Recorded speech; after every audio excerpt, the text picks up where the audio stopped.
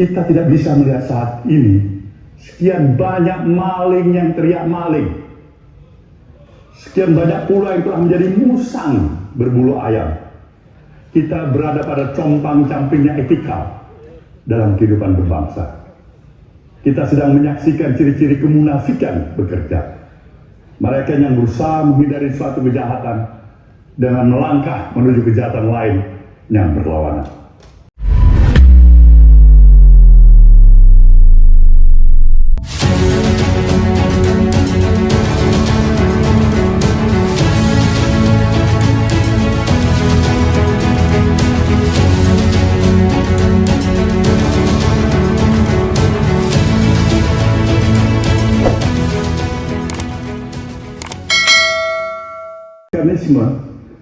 Indonesia harus merujuk pada ide kedaulatan rakyat, konstitusionalisme, representasi, dan pembatasan kekuasaan. Saudara, para kader Partai Nasdem yang saya banggakan, seorang pemikir pernah menyatakan, kekuasaan adalah power yang tend to corrupt, and absolute power adalah corrupt, absolutely. Saya pikir ungkapan tersebut begitu berarti pada hari ini. Negeri kita ini, mau tidak mau, suka atau tidak suka, telah menimbulkan keprihatinan yang luar biasa terhadap kita semuanya, warga negara bangsa ini. Awalnya kita melihat segala bentuk penyelewengan itu hanya berada di level tertentu. Namun semakin ke sini, kita semakin menyaksikan hampir di semua level gejala seperti itu sudah sedemikian memprihatinkan.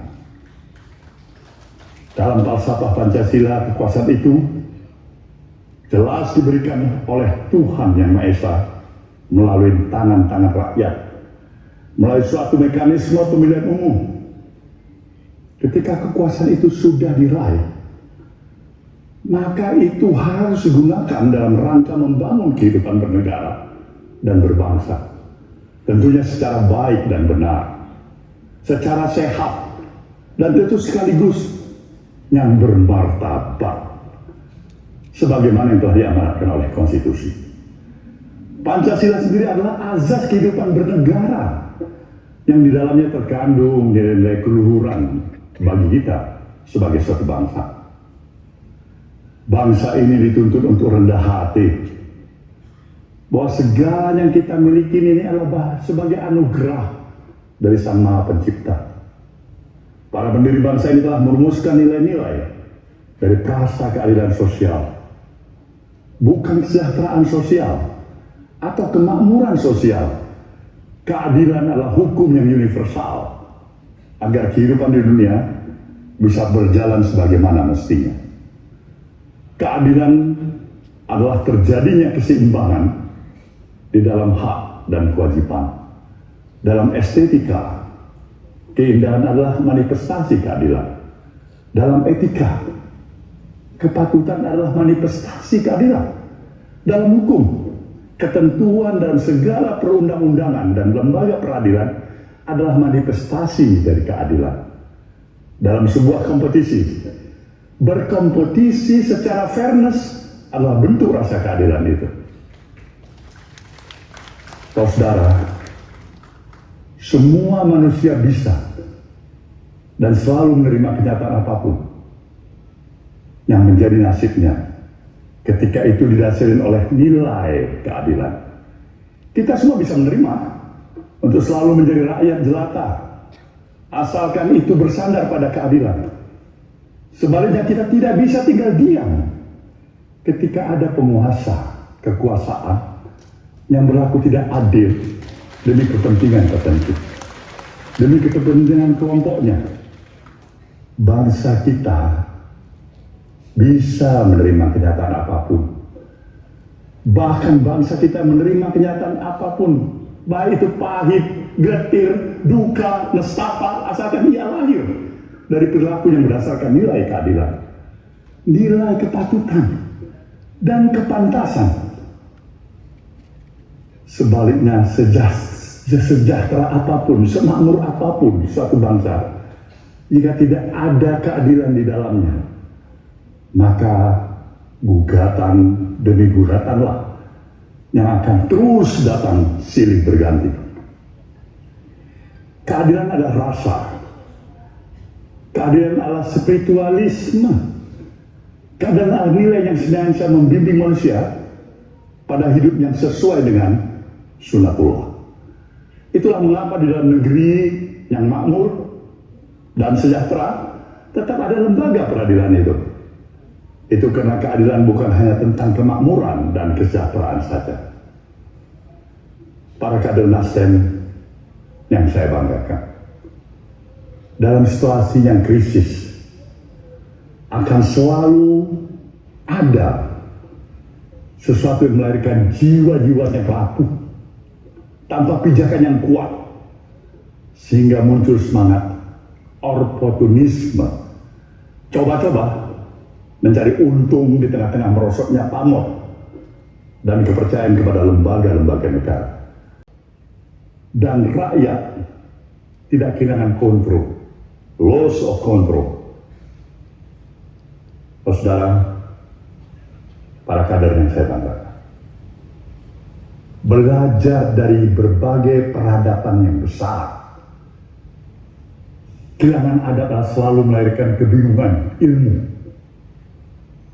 dan melahirkan pemimpin palsu. Seorang pemimpin dengan begitu bukanlah mereka yang dipuja saat cemerlang dan dihujat saat redup. Seorang pemimpin adalah otentitas dalam kerelaannya untuk mengorbankan dirinya dalam mencapai keadilan dan kemakmuran bagi rakyatnya. Pemimpin adalah mereka yang akan menggenggam konstitusi lebih erat dibandingkan ikatan paling primer dalam dirinya. Kesejatian ini hanya akan terlihat dalam ujian menghadapi masa-masa menentukan. Masa-masa yang dalam bahasa Bung Karno ya, selalu ditegaskan, ya, very, very close. Masa-masa yang berbahaya sebagai bangsa. Pertarungan besar sedang terjadi karena 1-2 kelompok akunturir yang siap mencadangkan kepentingan rakyat untuk sekedar meraih kekuasaan. Kita sebagai bangsa tentu menginginkan yang terbaik bagi kelanjutan perjalanan kita ke depan. Meskipun masa-masa ujian pasti ada, tapi semangat kebangsaan adalah nalar yang harus dijaga sepanjang hayat kita masih dikandung badan. Kita tidak bisa melihat saat ini sekian banyak maling yang teriak maling, sekian banyak pula yang telah menjadi musang berbulu ayam. Kita berada pada compang-campingnya etika dalam kehidupan berbangsa.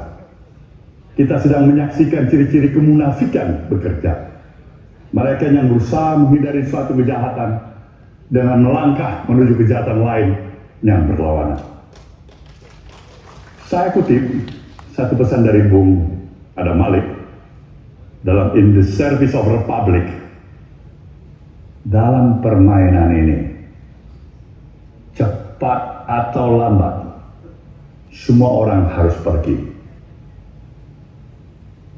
Penguasa akan hilir mudik berganti. Politisi pun demikian juga. Namun, negarawan akan selalu berada dan hidup di tengah-tengah rakyat dan bangsanya. Kita selalu ingat pesan khusus pada pemimpin-pemimpin kita terdahulu untuk selalu mendem jero mikul dhuwur, mengubur dalam-dalam, memikul tinggi-tinggi.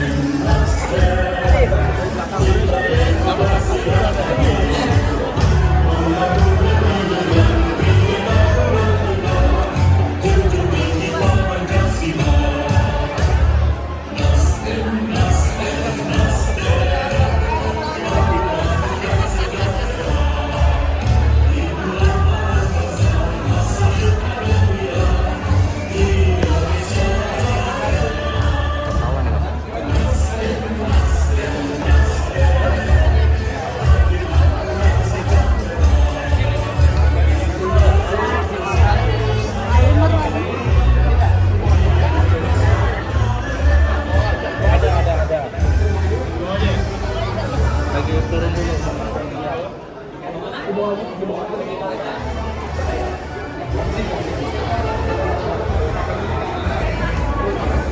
di dalam.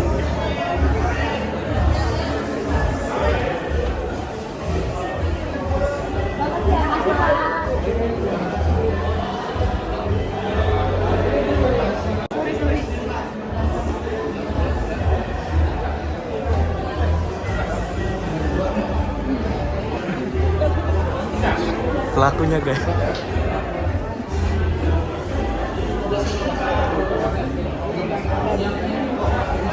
Mbak seneng nggak foto sama Pak Anies? Mantap, seneng loh. Seneng ya. Mau lihat hasilnya nggak? Mana coba lihat dong. Coba lihat dong. Kita pamer dulu ya kan. Bentar. Mantap. Bisa diabadikan. Hah? Bisa diabadikan tuh. Mau di langsung Saya cetak dipajang. di Oh iya. Mau cetak di ruang tamu ya. Mantap. Siapa Mbak namanya Mbak? Sandia, Ini Mbak. Lisa, Citra. Mantap. Makasih Mbak. Ya.